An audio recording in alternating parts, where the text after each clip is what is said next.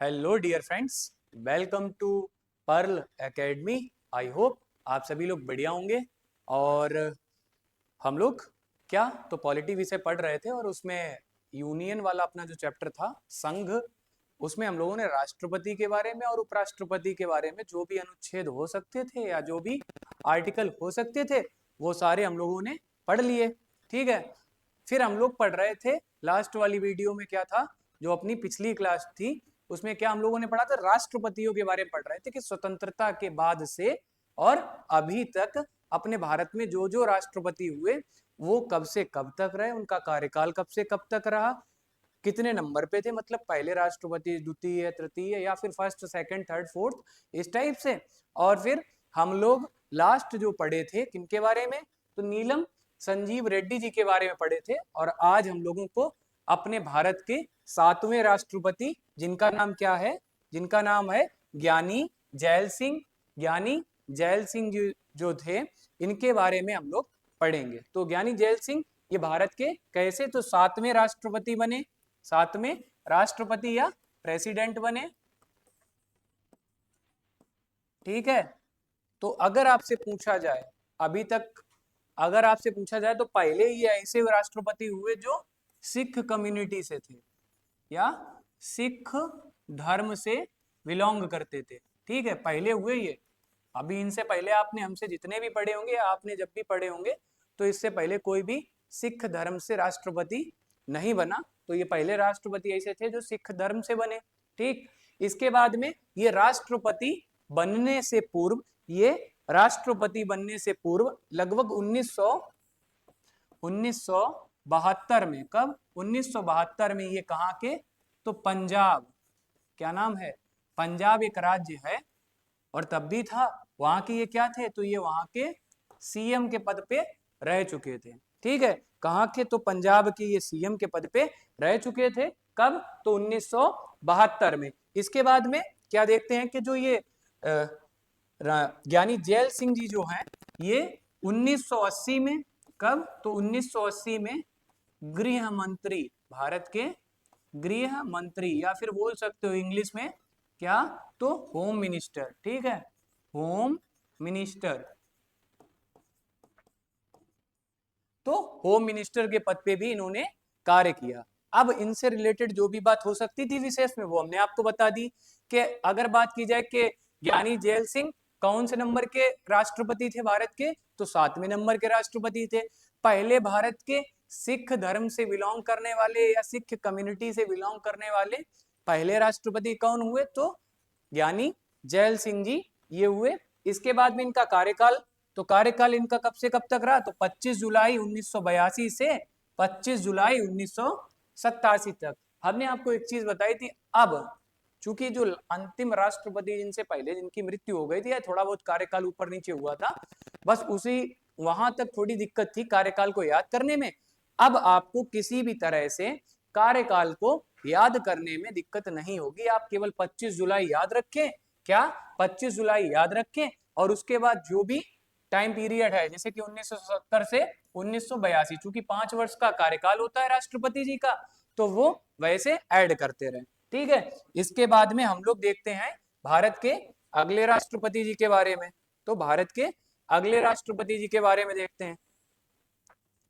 भारत के 8वें राष्ट्रपति, जिनका नाम क्या था, रामास्वामी वेंकट रमन। क्या नाम था, तो इनका नाम था रामास्वामी वेंकट रमन। तो ये हुए भारत के अगले राष्ट्रपति। ठीक है, और इनका कार्यकाल कब से कब तक रहा, इनका टाइम पीरियड, कि किस टाइम पीरियड में भारत के क्या रहे, राष्ट्रपति रहे। ठीक है, तो 25 जुलाई 1987 से 25 जुलाई 1992 तक, 25 जुलाई 1987 अर्थात 25 जुलाई 1987 से 25 जुलाई 1992 तक। ठीक है, ये भारत के क्या रहे, राष्ट्रपति रहे। और कौन से नंबर के राष्ट्रपति थे, तो 8वें राष्ट्रपति थे। ठीक है, अब इनके बारे में क्या विशेष हो सकता है, तो ये लगभग बात की जाती है आजादी से पूर्व 1900 कब 42 में, जब स्वतंत्रता के लिए आंदोलन हो रहे थे, जब स्वतंत्रता के लिए क्या, तो आंदोलन हो रहे थे, उसमें ये जेल भी गए थे। ठीक है, स्वतंत्रता के आंदोलन में ये जेल भी गए थे, देश को आजाद करने के लिए या आजादी दिलाने के लिए ये आंदोलन हुए 1942 में ही, तो उसमें ये जेल भी गए थे। एक चीज ये हो गई कि ये स्वतंत्रता संग्राम सेनानी भी हुए। ठीक है, इसके बाद में और क्या, तो इनके बारे में और ये खास ये है कि कांग्रेस से ये, किससे, कांग्रेस जो पार्टी थी, कांग्रेस जो पार्टी थी उसके ये क्या रहे, उससे ये सांसद, क्या, तो सांसद भी बने। ठीक है, क्या बने, तो सांसद भी बने। अच्छा, आप देख रहे हैं ये हैं कौन, तो ये जो आपको दिख रहे हैं यही हैं अपने 8वें राष्ट्रपति, कौन, तो रामास्वामी जी वेंकट रमन जी। ठीक है, यही अपने भारत के 8वें राष्ट्रपति हैं। और इनके बारे में क्या खास हो सकता है, तो ये इससे पूर्व क्या थे, तो इनको एक 2-3 पद भी मिले, ये वित्त मंत्री भी रह चुके थे। ठीक है, क्या, ये राष्ट्रपति बनने से पूर्व वित्त मंत्री अर्थात फाइनेंशियल मिनिस्टर, ठीक है, या फाइनेंस मिनिस्टर रह चुके थे। और क्या रह चुके थे, तो औद्योगिक मंत्री भी रह चुके थे। क्या, औद्योगिक मंत्री, औद्योगिक मंत्री भी ये रह चुके थे। और क्या रह चुके थे, तो रक्षा मंत्री भी बन चुके थे, डिफेंस मिनिस्टर। क्या, तो राष्ट्रपति बनने से पूर्व इनके पास ये 3 मंत्रालय थे। राष्ट्रपति बनने से पहले ये वित्त मंत्री बन चुके थे, औद्योगिक मंत्री बन चुके थे और रक्षा मंत्री के पद पे भी कार्य कर चुके थे। ठीक है, यहां तक क्लियर। इसके बाद हम लोग बढ़ते हैं क्या, तो 9वें भारत के राष्ट्रपति जिनका नाम है महामहिम शंकर दयाल शर्मा जी। क्या नाम है, शंकर दयाल शर्मा जी, भारत के क्या, तो 9वें क्या बने, प्रेसिडेंट या राष्ट्रपति बने। इनका कार्यकाल कब से कब तक रहा, तो इनका जो कार्यकाल है या टाइम पीरियड है ये 25 जुलाई 1992 से 25 जुलाई 1997 तक। कब से कब तक, तो 25 जुलाई 1992 अर्थात 1992 से लेके और 1997 तक। ठीक है, यहां तक ये क्या रहे, ये क्या रहे, तो राष्ट्रपति के पद पे इन्होंने कार्य का निर्वहन किया। इसके बाद में इनके बारे में थोड़ा विशेष देखना चाहें तो ये राष्ट्रपति बनने से पूर्व क्या थे, तो एमपी अर्थात मध्य प्रदेश के सीएम के पद पे कार्य कर चुके थे। क्या, तो मध्य प्रदेश के सीएम के पद पे कार्य कर चुके थे। और क्या हो चुके थे, तो इससे पहले ये भारत के संचार मंत्री, क्या, तो संचार मंत्री के पद पे भी कार्य कर चुके थे भारत के। और क्या कर चुके थे, तो कुछ ऐसे राज्य हैं, कुछ ऐसे राज्य हैं जहां पर ये क्या, तो राज्यपाल अर्थात गवर्नर के पद पे भी कार्य कर चुके थे। अब वो कौन कौन से राज्य हैं, तो एक तो आपका आंध्र प्रदेश है, कौन है, एक आपका आंध्र प्रदेश है, एक आपका पंजाब है, एक आपका पंजाब है। कौन कौन से जहां पर ये गवर्नर के पद पे कार्य कर चुके थे। ठीक है, तो वो कौन से हैं, एक तो आपका आंध्र प्रदेश है, और कौन सा है, तो पंजाब है, और कौन सा है, तो महाराष्ट्र है। एमएच से प्रेजेंट कर रहे हैं, मतलब एमएच के द्वारा समझ जाइए, गाड़ी नंबर होता है महाराष्ट्र का एमएच, तो महाराष्ट्र। ठीक है, ये हो गए 9वें राष्ट्रपति। इनके बारे में जो भी हो सकता था वो हमने बता दिया विशेष के तौर पे। ये आप देख रहे हैं यही है भारत के 9वें राष्ट्रपति जी, और इनका नाम क्या है, शंकर दयाल शर्मा जी। चलो अब अगले राष्ट्रपति जी के बारे में देखते हैं, अगले राष्ट्रपति जी के बारे में देखते हैं। तो अगले भारत के 10वें राष्ट्रपति कौन बने, भारत के 10वें राष्ट्रपति कौन बने, तो के आर नारायण जी। कौन, तो के आर नारायण जी भारत के 10वें राष्ट्रपति बने। ठीक है, भारत के 10वें राष्ट्रपति बने। इनका कार्यकाल या टाइम पीरियड कब से कब तक रहा, तो 25 जुलाई 1997 से 1997 से लेके 25 जुलाई 2002 अर्थात 2002 तक इनका कार्यकाल रहा, राष्ट्रपति के पद पे ये रहे। अब इनके बारे में क्या क्या खास हो सकता है, क्या क्या विशेष हो सकता है, तो उसके बारे में थोड़ा और देख लें। तो जब ये नारायण जी अर्थात के आर नारायण जी जब ये राष्ट्रपति के पद पे कार्य कर रहे थे, तो इससे पहले ये कहीं के एम्बेसडर भी रह चुके थे। एम्बेसडर अर्थात राजदूत, क्या, राजदूत या इंग्लिश में इन्हीं को बोलते हैं एम्बेसडर, जो भारत को छोड़कर अन्य देश होते हैं, जैसे कि पाकिस्तान हो गया, चीन हो गया, यूएसए हो गया, या यूरोप के कोई कंट्रीज हो गए जैसे कि ब्रिटेन हो गया, ठीक है, फ्रांस हो गया, बहुत सारे ऐसे जो भी अन्य देश हैं, वहां पर एक भारत की एम्बेसी होती है। क्या होती है? भारत की एक एम्बेसी होती है, और उस एम्बेसी का जो हेड होता है उसी को क्या बोलते हैं? तो उसी को एम्बेसडर बोलते हैं, और इन्हीं को हिंदी में क्या बोलते हैं? तो राजदूत बोलते हैं। ठीक है, क्या बोलते हैं? राजदूत बोलते हैं। तो उससे पहले ये राष्ट्रपति बनने से पूर्व ये राजदूत के पद पे कार्य कर चुके थे। ठीक है, अब आपको एक चीज तो पता ही होगा, राजदूत बनते कौन है? तो उसके लिए एक एग्जाम होता है, जो देश के मतलब बोल सकते हो कंट्री लेवल पे या देश के लेवल पे एक एग्जाम होता है। वो एग्जाम कौन सा है? तो यूपीएससी का एग्जाम होता है। उसमें जो एक होता है आईएएस, तो आप सभी ने सुना होगा, आईएएस आप सभी ने सुना होगा, एक होता है आईएफएस अधिकारी। ठीक है, मतलब इंडियन फॉरेन सर्विस। ठीक है, वो एग्जाम के थ्रू क्या होता है? तो एम्बेसडर का पद मिलता है इन लोगों को। पहले एम्बेसडर नहीं बनते, पहले तो आईएफएस का एग्जाम, सॉरी वो यूपीएससी का एग्जाम क्लियर किया, रैंक के हिसाब से इन्होंने अगर आईएफएस फिल कर रखा तो मिल गया, नहीं तो अगर रैंक नहीं आई तो भी हो सकता है वो मिल जाए। ठीक है, आईएफएस का पद मिल गया, फिल किया, अब ये आईएफएस ऑफिसर हो गए या आईएफएस अधिकारी हो गए। इसके बाद ये विदेशों में भेजे जाएंगे, कहीं कहीं देशों में, जैसे कि मान लिया रसिया भेजे गए, तो स्टार्ट के जो 5 साल होते हैं वहां पर वो एक जूनियर बोल सकते हो, एम्बेसडर से जो जूनियर होते हैं उस पद पर ये कार्य करते हैं, और 5 साल के बाद जब उनके पास में थोड़ा एक्सपीरियंस या अनुभव हो जाता है, फिर वो एम्बेसडर बना दिए जाते हैं। अब वो रसिया का हो सकते हैं या फिर कहीं अन्य किसी कंट्री के। ठीक है, तो एम्बेसडर बना दिए जाते हैं। यहां तक बात क्लियर हो गई होगी कि एम्बेसडर क्या होते हैं और कैसे बनते हैं। तो ये इससे पहले क्या थे? एम्बेसडर थे। तो किस किस देश के एम्बेसडर थे? तो वो उन देशों के नाम थोड़ा देख लें। तो 4 देश के एम्बेसडर रह चुके थे ये। कितने देशों के? तो 4 देशों के। अब वो 4 देश कौन है? तो एक तो हो गया आपका चीन हो गया, चीन के या चाइना, यहाँ के ये एम्बेसडर रह चुके थे। दूसरा हो गया तुर्की, क्या हो चुका? तुर्की हो क्या चुका, मतलब यहाँ पर बताने का ये था कि जो तुर्की एक राष्ट्र था, पहले इसका नाम क्या था? तुर्की। अब इनका नाम किसका? तुर्की का नाम बदल के क्या पड़ गया? तुर्की। उनकी सरकार ने तुर्की का नाम बदलकर तुर्की कर दिया, तो ये हो गया तुर्की। अब ऐसा क्यों किया गया? क्योंकि इंग्लिश में जब ये लोग जो मतलब यूरोपीय कंट्री के लोग जो तुर्की शब्द का प्रयोग करते हैं, तो वो तुर्की ना बोल के टर्की बोलते हैं। क्या बोलते हैं? टर्की। और टर्की का मतलब वहां पर होता था शायद, अगर हमारे जानकारी में, तो कुछ कोई एक जीव है उसका नाम होता है टर्की। इस वजह से उन्होंने, उनको वो चीज नहीं अच्छी लगी और उन्होंने अपने देश का नाम बदल कर तुर्की से तुर्की कर दिया। अभी 1 साल या 1.5 साल ही हुआ होगा या 2 साल हुआ होगा नाम चेंज किए हुए। ठीक है, तो चीन के हो चुके, तुर्की के हो चुके, और कहाँ के? तो थाईलैंड के भी ये क्या हो चुके? थाईलैंड के क्या हो चुके? तो ये एम्बेसडर रह चुके। इसके बाद और कहाँ के रह चुके? तो यूएसए के, अर्थात यूनाइटेड स्टेट अमेरिका। अब थाईलैंड की बात आई तो थाईलैंड के बारे में तो आपको पता ही होगा।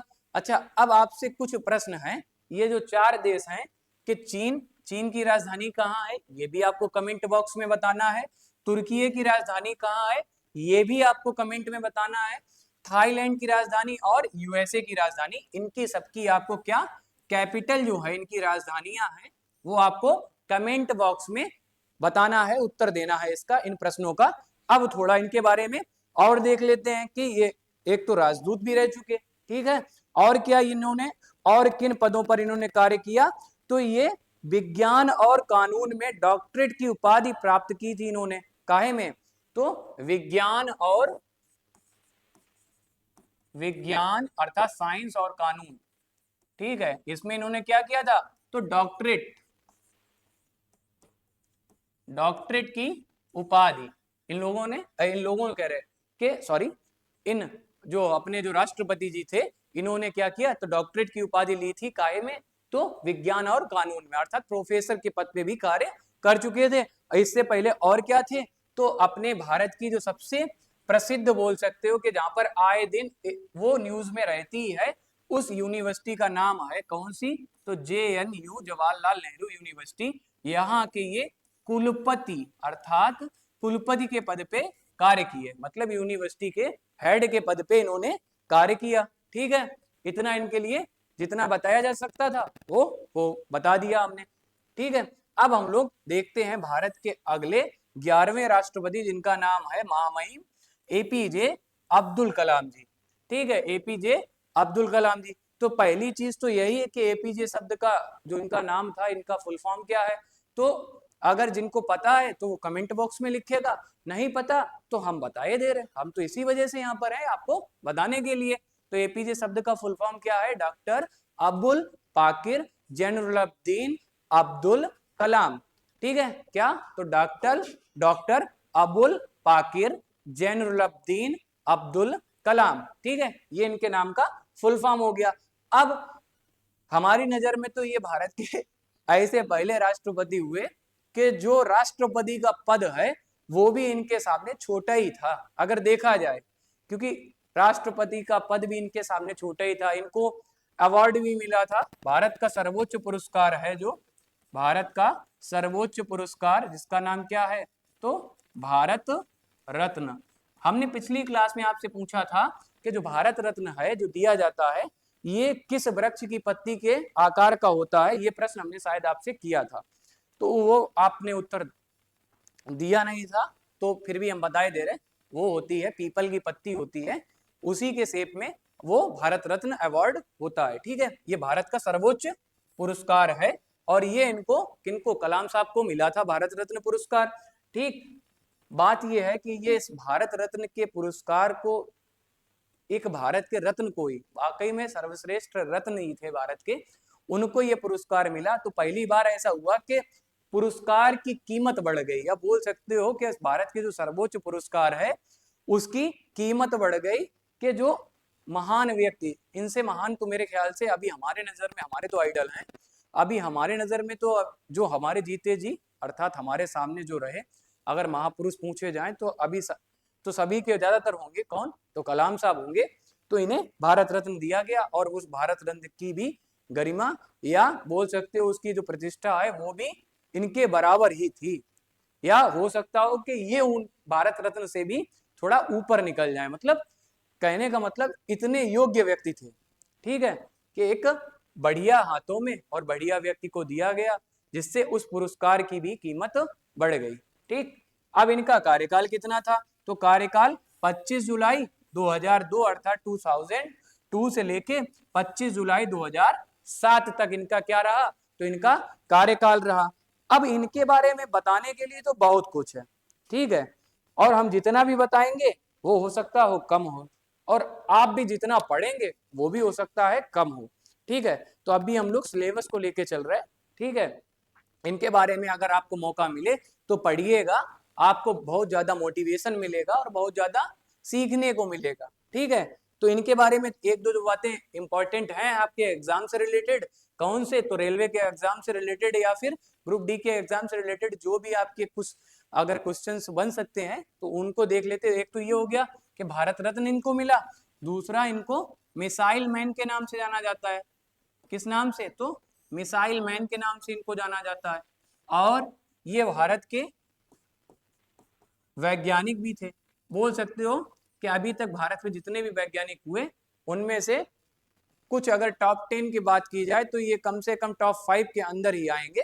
कौन, कलाम साहब टॉप 5 के अंदर ही आएंगे, हो सकता हो दूसरे ये सबसे बड़े वैज्ञानिक। तो पहले कौन थे, तो पहले आपको बताना है, तो वो आपको अगर पता हो तो होमी जहांगीर भाभा साहब जो थे वो हम मानते हैं उनको पहला, क्योंकि उन्होंने सबसे पहले पहल की थी काय को लेके, परमाणु संपन्न देश बनाने को लेके, भारत को परमाणु संपन्न देश बनाने को लेके, लेकिन उनकी किसी कारणवश कहीं बोल सकते हो अगर पढ़ा जाए, अगर देखा जाए, उस पर इन्वेस्टिगेशन किया जाए तो क्लियर हो भी, नहीं तो उस पर तो छोड़ ही दिया गया। कैसे उनकी प्लेन क्रैश करा के हत्या करा दी गई थी, या फिर वो हत्या थी कि वो बोल सकते हो कि एक्सीडेंट था, जो भी था, अब उस पर हमें नहीं जाना चाहिए। तो वो थे, उसके बाद में अपने कलाम साहब। ठीक है, तो ये बात हो गई कलाम साहब के बारे में। इन्होंने कई सारी मिसाइलें बनाई, इस वजह से इनका नाम मिसाइल मैन पड़ गया।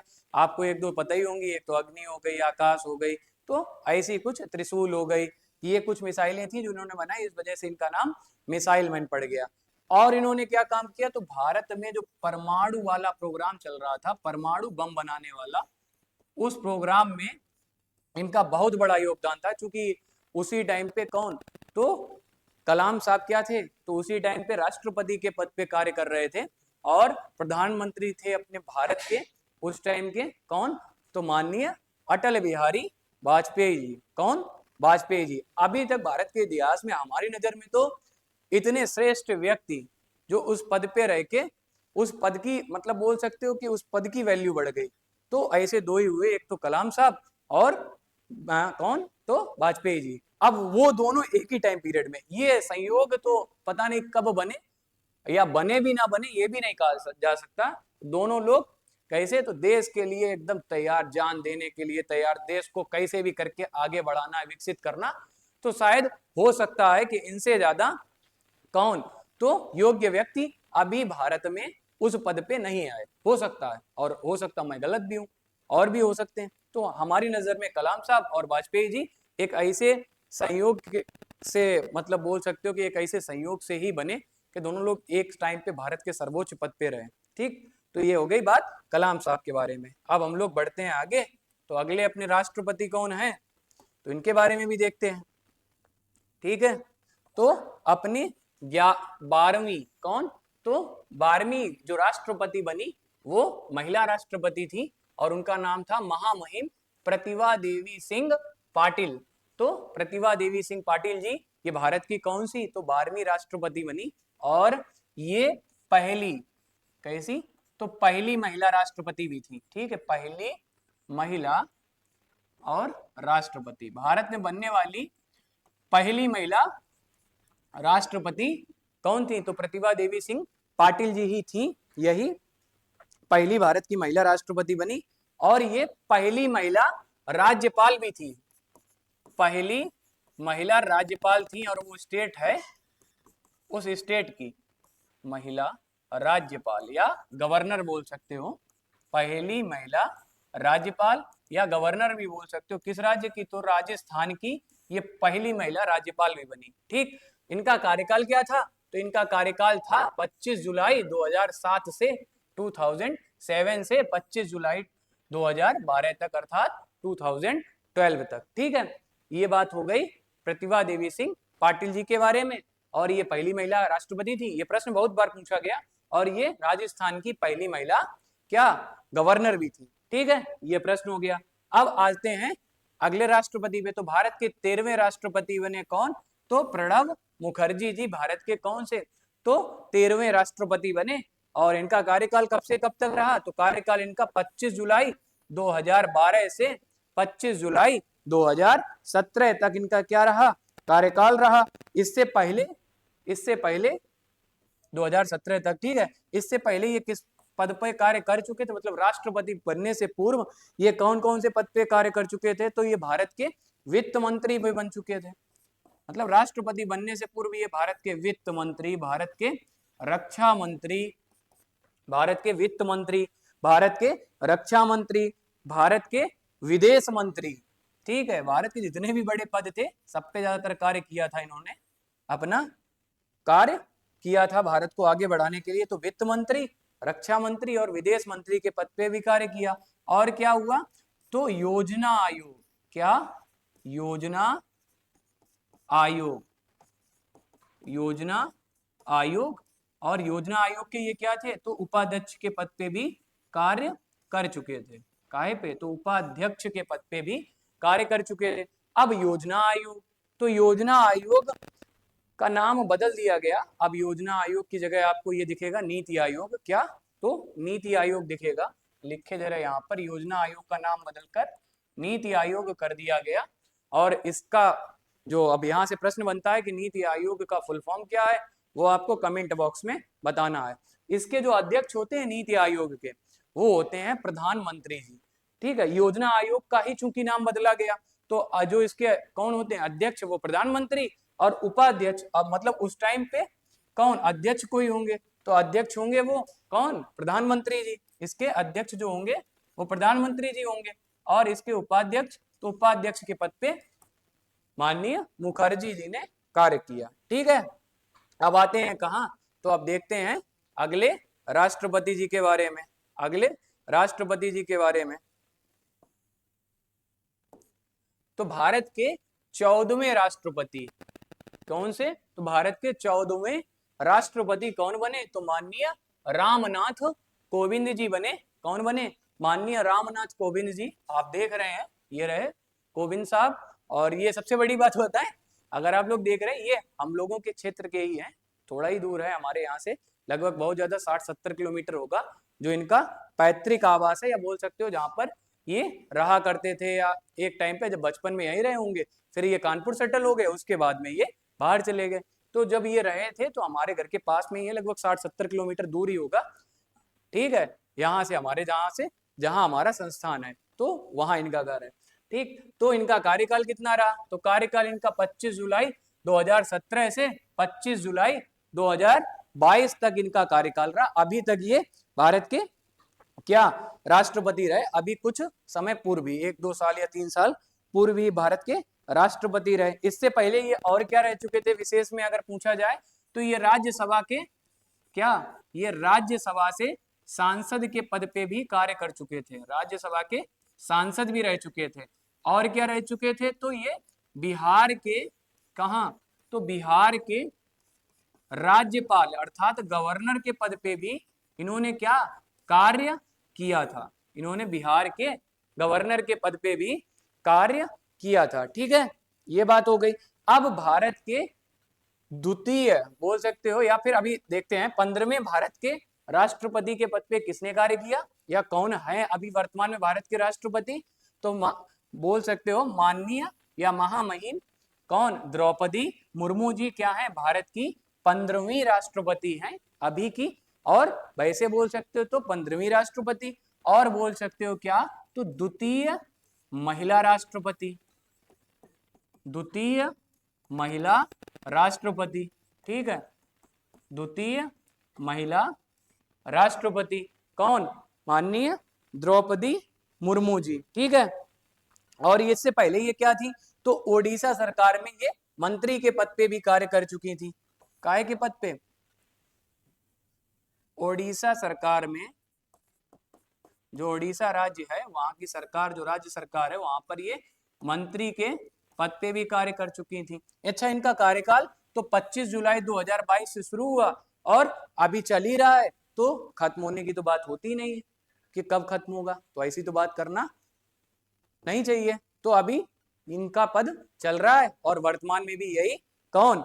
माननीय मुर्मू जी राष्ट्रपति के पद पे विराजमान हैं, ठीक है। इसके बाद इनके बारे में और क्या खास हो सकता है?